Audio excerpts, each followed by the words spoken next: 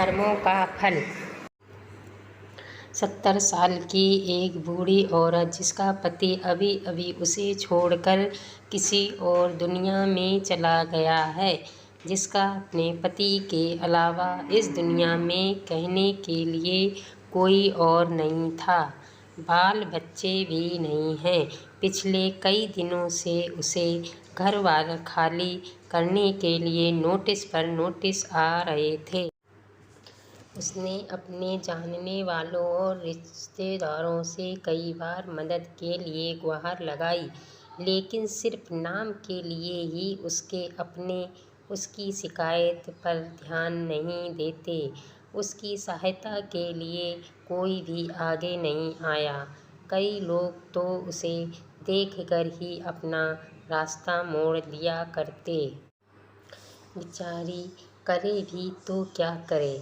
आखिरकार वह दिन भी जल्दी आ पहुंचा जब उसके फ्लैट के मालिक ने उसको फ्लैट खाली कराने के लिए उसके पास कुछ सिक्योरिटी वाले भेज दिए। बूढ़ी औरत उन हट्टे कट्टे आदमियों को देखकर और भी ज़्यादा सहम गई। वो उनके आगे गिड़गिड़ाने लगी, उनके पैर पकड़ लिए और कहने लगी उसे सिर्फ 2 दिन की मोहलत दे दी जाए। वो कुछ भी करके अपने लिए रहने के लिए और जगह की तलाश कर लेगी।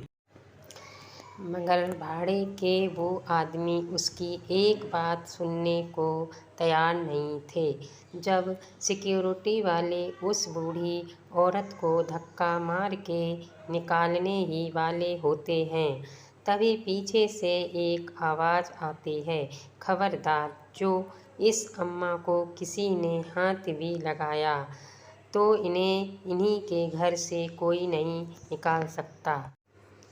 सिक्योरिटी वाले हैरानी से उस आदमी को देखते हैं और पूछते हैं कि तुम्हारा मतलब क्या है।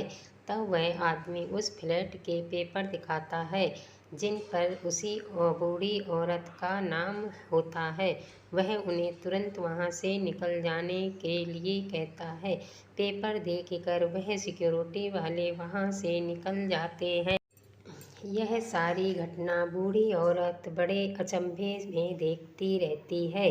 सबके जाने के बाद बूढ़ी औरत उस आदमी से पूछती है कि बेटा, मैंने तुमको नहीं पहचाना, लेकिन मैं इतना ज़रूर कहूँगी कि तुम आज मेरी ज़िंदगी में भगवान की तरह आए हो। तब उस आदमी ने अपनी पहचान देते हुए उस बूढ़ी औरत से कहा, याद कीजिए माँ जी, 20 साल पहले आप और आपके पति एक मंदिर आए थे। वहाँ पर एक छोटा बच्चा आपसे स्कूल में भर्ती होने के लिए भीख मांग रहा था। आपके पति ने तो यह कहकर आपको मना कर दिया था कि इसको पैसे मत देना, यह नशा कर लेगा, और आगे चले गए थे। लेकिन आप वहीं पर रुक गई थीं और आपने अपने पास रखे सारे पैसे उस बच्चे को दे दिए थे।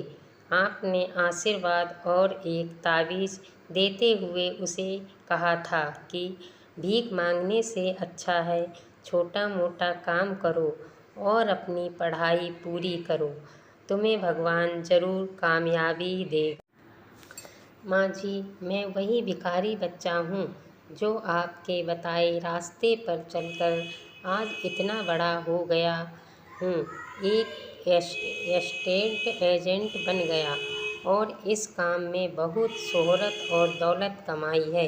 इसी काम में मुझे इस बात की भी खबर रहती है कि किस दिन कौन सी प्रॉपर्टी खाली करवाई जाने वाली है।